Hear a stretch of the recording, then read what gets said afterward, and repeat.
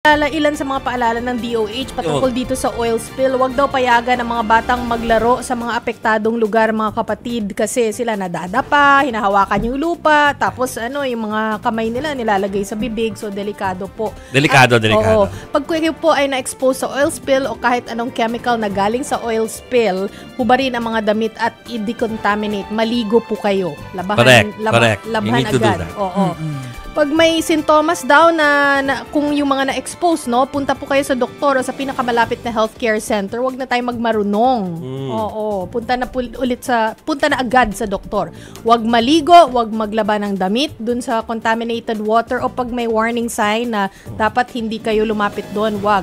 O huwag magtampisaw sa mga apektadong areas, and yung mga alaga nyong hayop, huwag nyo pong papuntahin doon. Ilayo nyo po ang mga hayop. Hindi ko narapap maigi yung kwento ko. Yung kwento ko ay hindi lang po dahil para sabihin ko may thesis ako na nakapasa ako, kundi nakasalamuha ako ng matagal na panahon yung mga farmers nga ng shellfish doon. It's an industry, at saka yung kawawa sila tuwing may red tide at saka oil spill. Tapos kasi titigil yung kanilang pangkabuhayan.